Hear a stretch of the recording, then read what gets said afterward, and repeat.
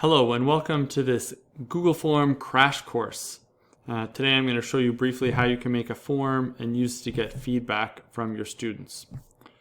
Before we start, just to let you know that I'm using a program called Screencast-O-Matic to make this video. It's a free screencasting app, easy to use. I've been using it for a while and so I'm used to it, and that's why I use it. I can't say that it's the best one out there.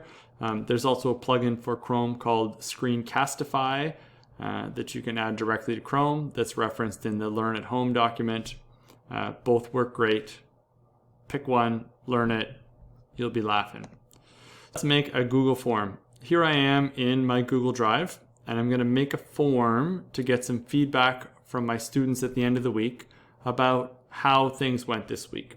So under the New button, I'm going to click More at the bottom, and then I'm going to choose Google Forms, which is the first option there. So here's my form that's loaded, and now I can start to create what it's going to look like. So up here where it says Untitled Form, I'm going to call it End of Week Check-In. And then if you click down here on Untitled Form, it will take that title of your document and put it here. This is the title that the user will see when they enter the form, and this is the title that you'll see in your Drive when you go to it. So I'm going to do a few things. Number one, in the gear in the top right, under Settings, I'm going to click Collect Email Addresses. So what this will do is this will allow me to see the email address of whoever filled out the form so that I know who it is, and then I can reply to them directly there. By default, this option is turned on, that it's restricting users at the board, students or teachers.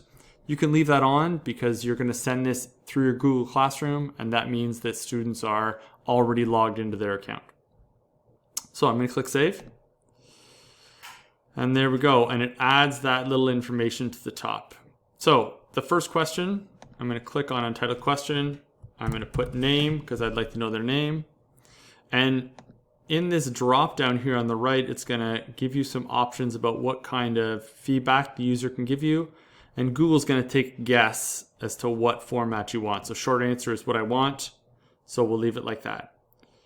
The last thing I'm going to do with this question at the bottom, I'm going to flick this required tab just by clicking on it once, because that forces them to answer this question before they submit. I'm then going to use this plus sign on this floating toolbar to add another question. So question 2 is going to be, did you find there was enough work to keep you busy this week?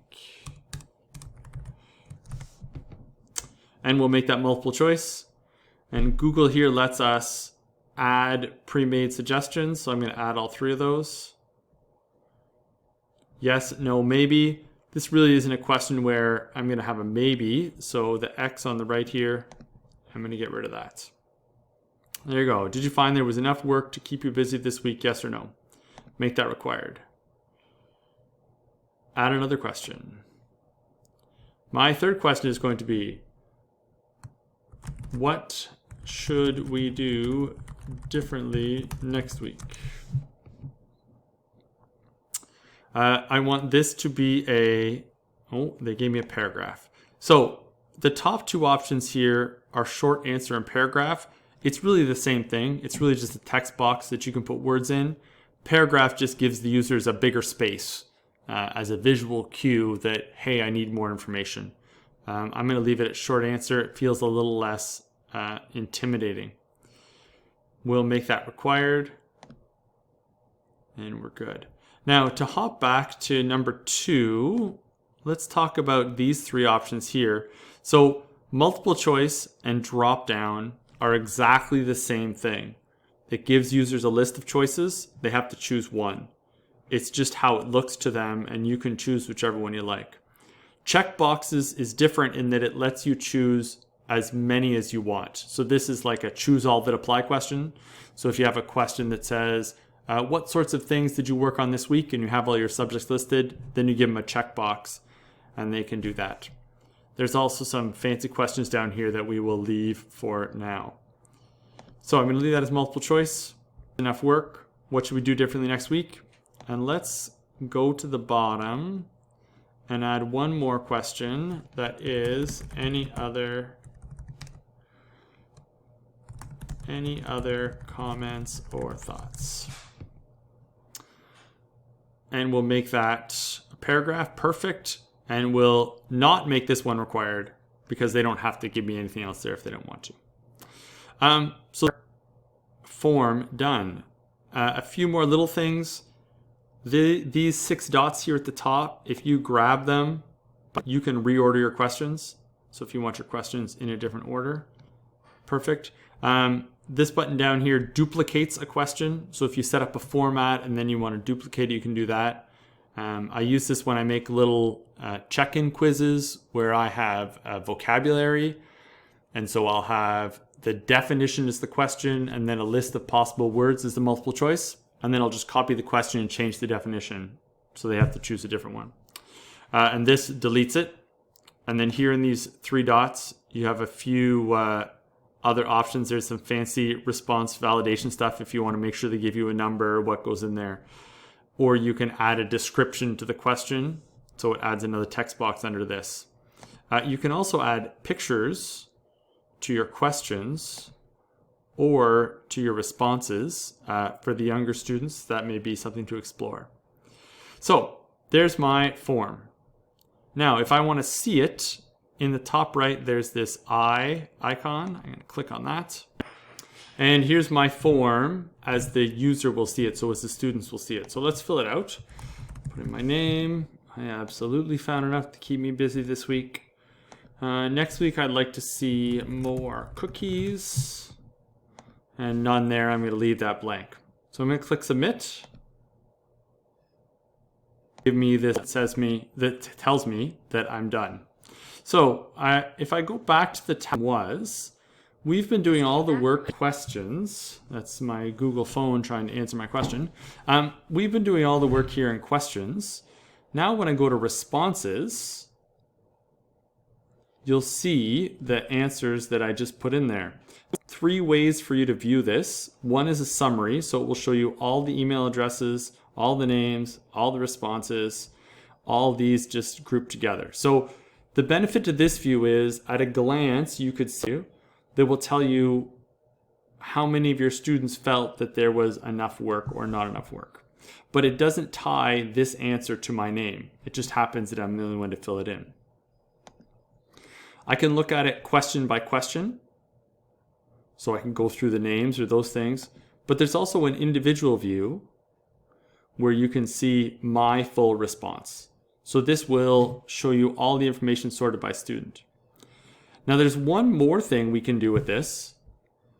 In the top, there's this create spreadsheet icon. I'm going to click on that. I'm going to leave the default name that it gives, and I'm going to click create. And once I click create, Google is going to take all of my responses and it's going to dump them in a spreadsheet.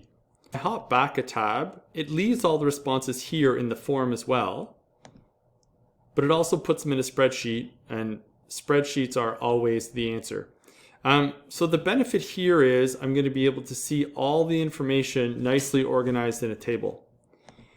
I want to show you 2 things about this spreadsheet before we leave it, because these are 2 tricks that are going to come in handy.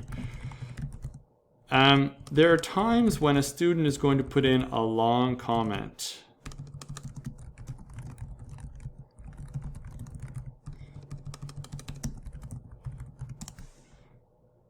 Like that. So comment in a spreadsheet, it spills over into the next cell. But the problem there is, if you have a comment or text in that next cell, it will cut off the end, so I can't see both. Problem number 1, if you hover your mouse between 2 columns at the top, so I'm between E and F, my cursor changes to this double-headed arrow, and I can use that to click and drag and resize the cells to make it fit. The other option is, in the top left between column A and row 1, I can click on this cell and it'll highlight everything. And then I can go to Format, Text Wrapping, and Wrap. So that tells the spreadsheet it's too long, make the cell taller to make that text fit. So that's the one I like, and this lets me see all the information. The other thing that I like is by default, this top row is locked. So if I scroll down, it stays there even though I scroll past my data.